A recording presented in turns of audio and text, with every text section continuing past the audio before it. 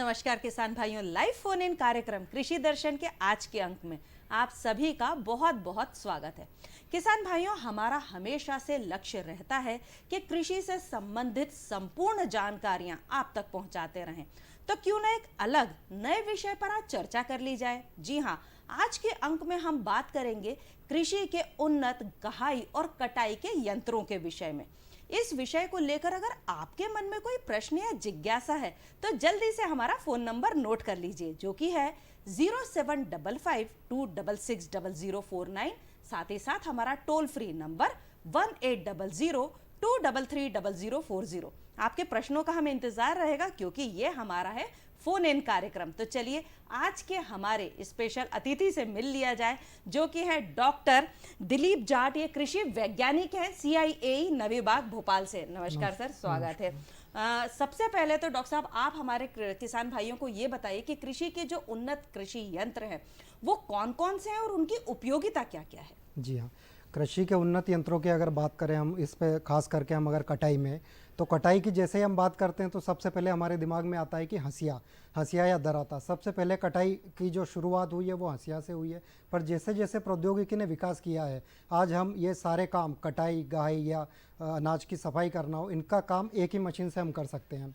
जैसे परंपरागत तौर पे हंसिया द्वारा जब कटाई की जाती थी तब हमारे पास एक सीमित रकबे में हम खेती कर पाते थे, परंतु जैसे जैसे प्रौद्योगिकी का विकास हुआ, कृषि ने मशीनीकरण को बढ़ावा मिला, हाँ, आज हम खेती को और अगले दौर तक ले जा रहे हैं। उसमें हम ये सारे काम जो है हमारे जो एरिया है वो भी बढ़ा है, इसके साथ साथ समय की बचत हुई है, इसमें लागत में कमी आई है, तथा जो काम पहले महीनों में होता था वो अब कुछ घंटों में हो जाता है। तो इस तरह से कई तरह के यंत्र है। जैसे हम अगर हस्तचलित यंत्र की बात करें तो वो दराता है, उसके अलावा कुछ स्वचालित यंत्र है जो कि पावर टिलर द्वारा चलते हैं, इसके अलावा कंबाइन हार्वेस्टर है हमारे पास, ट्रैक्टर से चलित यंत्र है। इस तरह कई प्रकार के यंत्र है जिनके बारे में हम और चर्चा करेंगे। जी जी, जो कि कंद और जड़ रूपी जो हमारे किसान भाइयों की फसल है उसकी हार्वेस्टिंग के लिए क्या उन्हें कुछ अलग यंत्रों का प्रयोग करना पड़ता है, और वो कौन कौन से होते हैं। जी हाँ, जैसे हम सामान्यतः अगर फसलों की कटाई करें तो ज़मीन के ऊपर हम जो भी फसलें होती है उनकी कटाई करना आसान होती है, परंतु जो कंद और मूल फसलें होती है वो ज़मीन के अंदर होती है,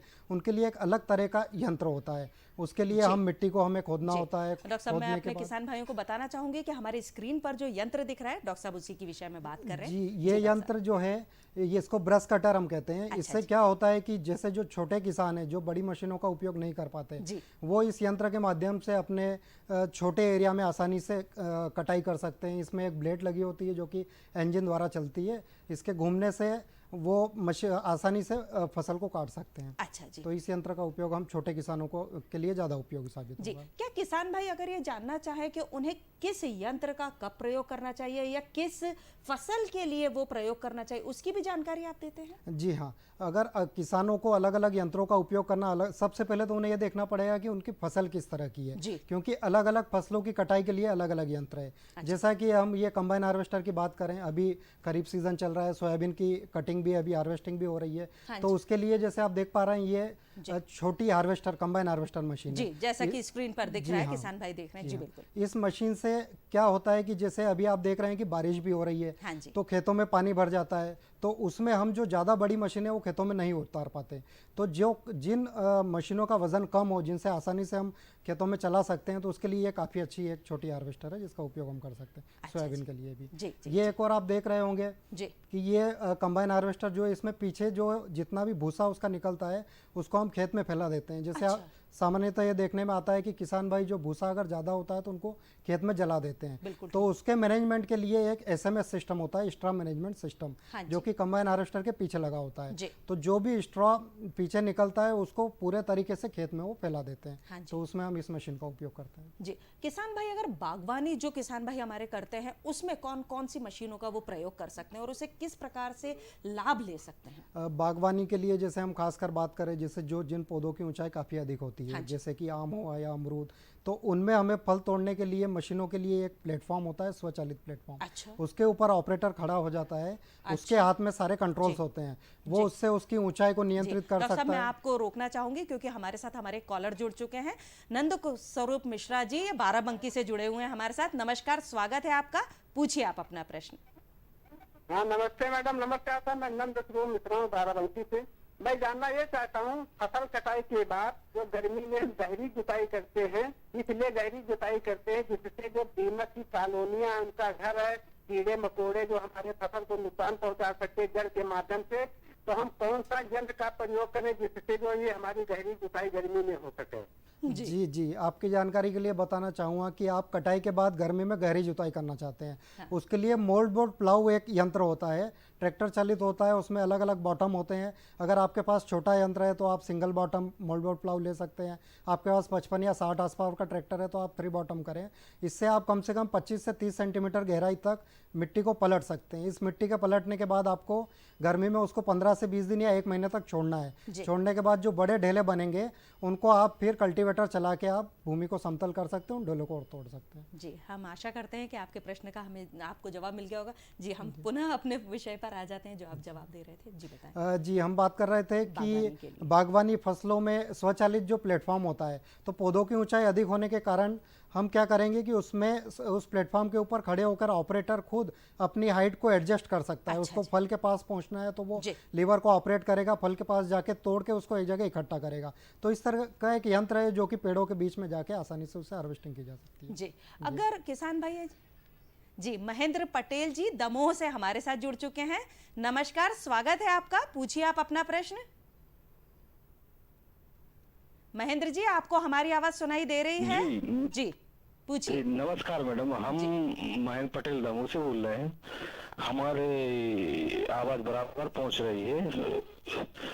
हमारा प्रश्न ये है कि जैसे जो प्याज की रोपाई करते हैं अभी वर्तमान समय में, तो उसके लिए कोई यंत्र है जिससे प्याज की रोपाई की जा सके, और कोई यंत्र ऐसा है उसकी कटाई गहाई की जा सके? थोड़ा सा अगर है यंत्र तो उपलब्ध तो बताएं कैसे प्राप्त हो किसानों के लिए। इन्हीं शब्दों के साथ नमस्कार। जी जी, आप प्याज की बुआई से लेकर कटाई तक के यंत्रों के बारे में जानना चाहते हैं। तो प्याज की बुआई के लिए क्या है, पहले नर्सरी तैयार की जाती है। नर्सरी को लगाने के लिए कुछ यंत्र जो है महाराष्ट्र में विकसित किए गए हैं। खासकर एक किसान द्वारा विकसित किया गया भी एक यंत्र है जो कि काफ़ी महाराष्ट्र में पॉपुलर है। उसमें हम जो नर्सरी तैयार करने के बाद एक एक पौधों को उस सीड्रिल के माध्यम से हम उसकी बुआई कर सकते हैं। इसके बाद आप कटाई और गहाई की अगर बात करें तो कुछ यंत्र है, जैसे हम अभी बात कर रहे थे मूल और कंद फसलों की, तो उनके लिए एक हार्वेस्टर है। पर खासकर आपको ये देखना पड़ेगा कि आपके यहाँ पर किस प्रकार की मिट्टी है। अगर काली मिट्टी है तो उसमें आप बेड के ऊपर फसलों को लगाएं ताकि उस मिट्टी को खोदना आसान रहे और उससे आप आसानी से यंत्रों से गहाई और कटाई की जा सके। तो इस प्रकार के यंत्र उपलब्ध हैं। जी डॉक्टर साहब, जो धान और गेहूं है इसमें कौन कौन सी मशीनें उपयोग में लाएंगे? तो क्या अगर कटाई होगी उसके बाद में क्या उनके पूले भी बन सकते हैं मशीनों से? जी हाँ, धान और अगर गेहूं की अगर बात की जाए तो इसके लिए कुछ स्वचालित रिपर भी होते हैं, वर्टिकल कन्वेयर रिपर होते हैं। कुछ रिपर ऐसे होते हैं जिनमें कटाई के बाद उनकी गठरी भी बना सकते हैं। अच्छा। उनको बांध सकते हैं। तो ये यंत्र स्वचालित भी होते हैं, ट्रैक्टर चालित भी होते हैं। अलग अलग प्रकार के यंत्र हैं जो जिस आप स्वचालित होंगे उनकी खुद की लागत अलग होगी। अगर आप ट्रैक्टर चालित यंत्रों की बात करें, जैसा कि आप देख पा रहे हैं ये एक वर्टिकल कन्वेयर रिपर है। हाँ, ये ट्रैक्टर पर माउंटेड है, इसकी लागत कम होगी। इसकी बजाय अगर आप स्वचालित यंत्र लेंगे तो उसका खुद का एक इंजन और एक पूरा सिस्टम होगा, उसकी कीमत अधिक होगी। उसका उपयोग सिर्फ आप कटाई के लिए कर सकते हैं। अच्छा, परंतु जब ट्रैक्टर चालित यंत्र की बात करें तो वो आप उसके और भी उपयोग हैं। ये एक और पावर टिलर चालित वर्टिकल कन्वेयर रिपर है जो आप देख पा रहे हैं। इससे हम गेहूं की कटाई कर सकते हैं, धान की कटाई भी कर सकते हैं। जी डॉक्टर साहब, हम बात कर रहे हैं हमारे उन्नत कृषि यंत्रों की, तो इसमें कोई दो राय नहीं है कि इनका मूल्य भी थोड़ा ज्यादा होगा। जो छोटे किसान भाई हैं वो इनको कैसे प्राप्त कर सकते हैं? क्या उनको कुछ अनुदान मिलता है सरकार की तरफ से, या क्या वो किसी तरीके से मतलब कुछ और आपके जो कृषि विज्ञान केंद्र है वहां से उनको कुछ मिल सकती है सहायता? छोटे किसानों के लिए जैसे हम हंसिया की अगर बात करें, उसमें एक उन्नत हंसिया होता है जिसको हम सेरेटेड सिकल बोलते हैं। तो ये श्रम विज्ञान के वैज्ञानिकों ने अध्ययन किया। उन्होंने पाया कि जो हम हंसिया अभी प्राय यूज कर रहे हैं उसकी बजाय अगर हम सेरेटेड सिकल उपयोग में लाएं। रोकना चाहूंगी, हमारे साथ हमारे एक और कॉलर जुड़ चुके हैं, श्रवण पटेल जी ओबेदुल्लागंज से। नमस्कार, स्वागत है आपका, पूछिए आप अपना प्रश्न। जी श्रवण जी, सुनाई दे रही है आपको मेरी आवाज? सर, ये आप जो छोटी हार्वेस्टर मशीन दिखा रहे थे, हाँ हाँ, आवाज नहीं आ पा रही है। हाँ जी, पूछिए। हाँ, आ रही है जी। हेलो, जो छोटी हार्वेस्टर आप दिखा रहे थे, छोटी हार्वेस्टर जो दिखा रहे थे उसकी कीमत कितनी है और कहाँ मिलेगी ये? जी जी, हमारा छोटी वही हार्वेस्टर की जो अभी हमने दिखाया था उसकी कीमत लगभग 12 से 15 लाख होती है। ओहो। अब बड़ी हार्वेस्टर पर अगर आप जाएंगे तो उसकी कीमत 25 लाख तक होती है। तो उसकी बजाय आप छोटी हार्वेस्टर, इसकी बहुत सारी कंपनियां मार्केट में है, काफ़ी बड़े बड़े फर्म है जो ये उपलब्ध करवाते हैं आपको। ये अगर आप ओबेदुल्लागंज में, भोपाल के पास में, तो आपको भोपाल में बड़ी आसानी से मिल जाएगी। इसका एक और विकल्प भी है, आप ट्रैक्टर चलित हार्वेस्टर भी ले सकते हैं, जो कि ट्रैक्टर पे साइड में माउंट की जाती है। उसकी कीमत 7 से 8 लाख रुपए तक भी होती है। तो आप चाहें तो वो भी विकल्प के रूप में ले सकते हैं अगर आपको कम कीमत में हार्वेस्टर मशीन चाहिए तो। जी डॉक्टर साहब, हम फिर पुनः अपने प्रश्न पर आ जाते हैं कि जो मैंने आपसे पूछा कि छोटे जो किसान भाई हैं उनके लिए कैसे सहायता हो छोटे किसानों के लिए एक तो उन्नत जो हसिया होता है, उसके अलावा ब्रश कटर की जैसे हमने चर्चा की थी, उसको किसान भाई वो 7 से 8 हज़ार में आसानी से उपलब्ध हो जाता है। छोटे किसानों के लिए काफ़ी उपयोगी है। इसके अलावा कुछ सरकार की कस्टमाइजिंग स्कीम भी है, उसके माध्यम से मध्य प्रदेश सरकार ने पूरे राज्य में 3000 से ज़्यादा सेंटर बनाए हुए हैं। कोई किसान चाहे तो किराए पर वहाँ से यंत्र लेकर भी चला सकता है। जो छोटे किसान खास करें जो कि ट्रैक्टर या बड़े यंत्र नहीं खरीद पाते, उनके लिए उस स्कीम के माध्यम से भी उसका उपयोग ले सकते हैं। जी, जो मिलेट फसलें लगाते हैं हमारे किसान भाई, तो उसकी गहाई वो कौन कौन से यंत्रों से कर सकते हैं? मिलेट फसलों की गहाई के लिए एक थ्रेशर जो है केंद्रीय कृषि अभियांत्रिकी संस्थान भोपाल द्वारा विकसित किया गया है। उस यंत्र के उपयोग से मिलेट फसलें जैसे कि कोदो, कुटकी, रागी या सावा, जो कि खासकर छोटे किसान ही उसको उगाते हैं, उनके लिए कम लागत में मशीन है। इसकी कीमत लगभग 20 से 25 हज़ार होती है। ये इलेक्ट्रिक मोटर चलित एक थ्रेशर होती है।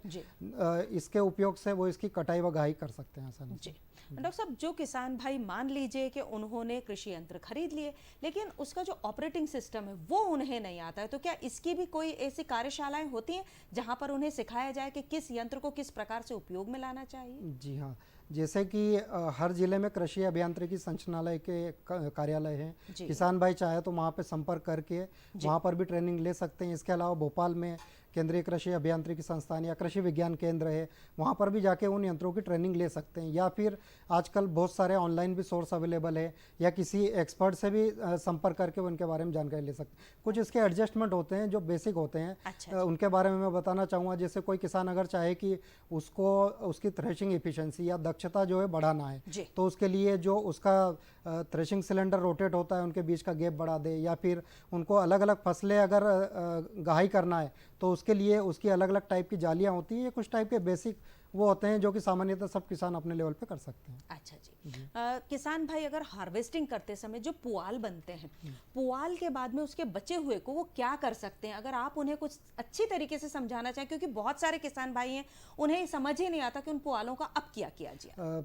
जैसे कंबाइन हार्वेस्टर के पीछे एक सिस्टम हमने देखा था, SMS स्ट्रॉ मैनेजमेंट सिस्टम। उससे हार्वेस्टिंग होने के बाद पूरे या तो पुआल को फील्ड में बिखेर दिया जाए, या फिर अगर उन्हें जानवरों को खिलाने के लिए उपयोग में लाना है तो स्ट्रॉ रीपर एक मशीन होती है, ट्रैक्टर चलित होती है।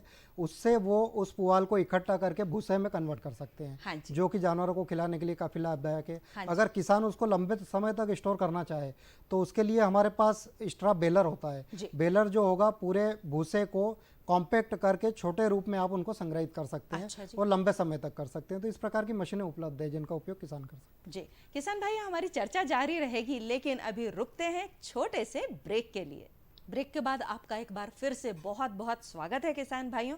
आज के अंक में हम चर्चा कर रहे हैं कि कृषि के उन्नत गहाई और कटाई के यंत्र कौन कौन से हैं। इस विषय को लेकर चर्चा कर रहे हैं हम अपने विशेषज्ञ से, जो कि हैं doctor Dilip Jat. Sir, doctor साहब, आप हमारे किसान भाइयों को ये बताइए कि जैसे कि अभी हमारे कॉलर ने पूछा कि जो भी हमारे यंत्र हैं इनकी कीमत उन्हें कैसे पता चलेगी, क्योंकि बहुत सारा एक उनके मन में संशय रहता है कि हमारे बजट में आएगा नहीं आएगा। तो क्या इसके विषय में जानकारी आप देते हैं अपने कृषि विज्ञान केंद्र में? जी हाँ, इसके लिए सबसे आसान तरीका है, अभी जो कृषि अभियांत्रिकी संचालनालय द्वारा एक वेबसाइट और ऐप विकसित किए गए हैं, उन पे वो जो जिन यंत्रों पर सब्सिडी मिलती है वो यंत्र की वहाँ पर कीमत, उनके निर्माता, उनका पूरा विवरण वहाँ पर दिया गया है। किसान भाई चाहें तो उस वेबसाइट या उस ऐप का उपयोग करके वहाँ पर जाके यंत्रों को देख सकते हैं, उनकी कीमत के बारे में जान सकते हैं, उनके निर्माता कौन है, कौन निर्माता वो यंत्र कम कीमत में उपलब्ध करवा रहा है। इस तरह की भी जानकारी वहाँ से आसानी से ली जा सकती है। अच्छा जी, और क्या किसान भाई अगर ये जानना चाहें कि उनके पास एक यंत्र है तो अलग अलग प्रकार की फसलों का उससे किस प्रकार से कटाई या गहाई हो सकती है, इसकी जानकारी उन्हें कैसे प्राप्त हो? जैसे मल्टी क्रॉप थ्रेशर की अगर हम गहाई की बात करें जी। तो मल्टी क्रॉप थ्रेशर यंत्र है, उससे अलग अलग फसलों की कटाई और गहाई की जा सकती है। उनके लिए हमें कुछ उसमें एडजस्टमेंट करना होते हैं। जैसे थ्रेशिंग सिलेंडर के बीच में हमने अगर स्पेसिंग बढ़ा दी तो वो एक अलग फसल के लिए उपयोग ली जा सकती है। उसके अलावा जब मशीन थ्रेशिंग होकर बाहर निकलती है तो उसको हमें अलग अलग सेपरेट भी करना होता है। जैसे भूसे को अलग किया, उसमें और भी कुछ डंठल है उनको अलग किया, उसमें अनाज जो है उनको अलग करना होता है। तो उसके लिए अलग अलग लेवल की जालियाँ लगी होती है उसमें। तो उन जालियों को बदल के उसी मशीन को वो 3 या 4 या अलग अलग फसलों के लिए उपयोग में ला सकता है। हाँ जी, सही तरीके से फसल की जब कटाई और गहाई की जाती है तो मशीन का समायोजन किसान भाई किस प्रकार से कर सकते हैं? जी हाँ, समायोजन अगर मशीन का करना हो तो सबसे पहले उन्हें क्या करना पड़ेगा कि मशीन में गहाई के समय एक समतल स्थान पर उनको मशीन को रखना है। उसके अलावा उनको कुछ और चीज़ों का ध्यान रखना है, जैसे कि जहाँ पर हवा अगर चल रही है गहाई के समय तो हवा की दिशा और मशीन से जो भूसा निकल रहा है उसकी दिशा एक तरफ होनी चाहिए ताकि आपको संचालन में किसी तरह की दिक्कत ना आए। उसके अलावा उनको इन चीज़ों का विशेष कर ध्यान रखना है कि कोई मूविंग पार्ट्स है तो उनके आसपास न रहे, क्योंकि उससे दुर्घटना होने की काफ़ी संभावनाएं होती है। और भी इस तरह की आपने जब मशीन खरीदी है तो उनके साथ में कई मैनुअल भी आपको मिलते हैं, उनको अच्छे तरीके से उनमें सावधानियां लिखी होती है, उनको पढ़े, उनके बारे में अच्छे से उनका पालन करें ताकि किसान भाई जब भी मशीन को उपयोग में लाए किसी तरह दुर्घटना का शिकार ना हो। तो इन चीज़ों का विशेष मशीन का रख रखाव एक ये बहुत ही अहम बात है, क्योंकि किसान भाई जब हैं वो इतना मेहनत करके इतना पैसा लगा के मशीन लेकर आ रहे हैं तो उसको किस प्रकार से रख रखाव करें जिससे कि वो निरंतर चलती रहे, उसका ज्यादा उपयोग कर सके और उनके पैसे का सही उपयोग हो पाए। जी हाँ, मशीन के रखरखाव के लिए आपको उसका नियमित सर्विसिंग, जैसे हम अगर कुछ व्हीकल भी लेते हैं तो उसका भी हम करते हैं। हाँ, उसी तरह मशीनों के भी रखरखाव की आवश्यकता है। जैसे गहाई और कटाई के यंत्रों की अगर हम बात करें तो वो अगर हम एक साल में 2 फसलें ले रहे हैं तो उनका 2 बारी उपयोग हो रहा है, 6 महीने के लिए वो रखी रहेगी। तो उनको जब भी हमारा काम पूरा हो उसके बाद हम उनको अच्छे तरीके से साफ कर धो करके जो भी मूविंग पार्ट्स हैं उनमें ऑयल या ग्रीस लगा के उनको अच्छे तरीके से रखा जाए। उनको ऐसी जगह रखा जाए जहाँ पर पानी न लगे और हो सके तो उनको शेड में या कहीं पर छाँव में रखा जाए। तो इस तरीके से उनको क्या है कि अगली बार भी उनको अच्छे तरीके से उन यंत्रों का इस्तेमाल किया जा सकता है। तो ये कुछ बातें हैं जिनका किसान भाई विशेष रूप से ध्यान दे सकते हैं। डॉक्टर साहब, हमारे साथ हमारे एक और कॉलर जुड़ चुके हैं राजस्थान से, श्याम सुंदर शर्मा जी। नमस्कार, स्वागत है आपका, पूछिए आप अपना प्रश्न। जी, आपको मेरी आवाज सुनाई दे रही है शर्मा जी? हेलो। हाँ जी, पूछिए। हेलो। हाँ जी, हमें आपकी आवाज आ रही है, आप पूछिए। जी मैडम, मेरा नाम श्याम सुंदर शर्मा है, 12 राजस्थान से बोल रहा हूँ मैडम। कृषि दर्शन कार्यक्रम में सर को भी मेरा नमस्कार सर। नमस्कार जी, पूछिए अपना प्रश्न पूछिए। नमस्कार सर। नमस्कार मैडम।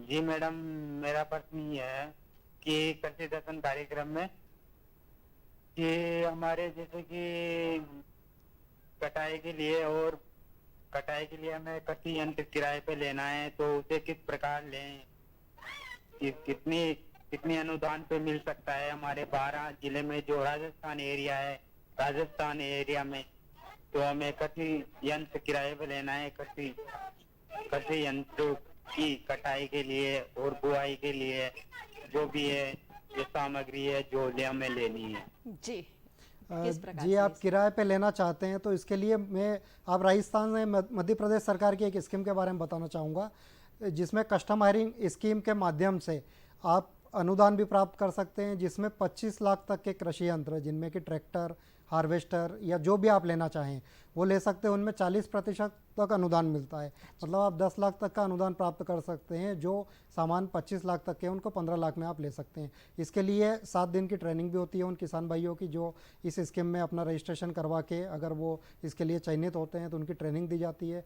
उनमें उन्नत कृषि यंत्रों के बारे में बताया जाता है, फिर वो उन यंत्रों को सिलेक्ट करके ट्रैक्टर के साथ उनको क्या क्या लेना है वैसा ले सकते हैं। इस प्रकार की स्कीम राजस्थान सरकार द्वारा भी अगर संचालित की जाती है तो आप अपने संबंधित जिले के कृषि अभियांत्रिकी संचालनालय से ये जानकारी प्राप्त कर सकते हैं या कृषि विज्ञान केंद्र जी से। जी जी, हमें आशा है कि आपके प्रश्न का आपको उत्तर मिल चुका होगा।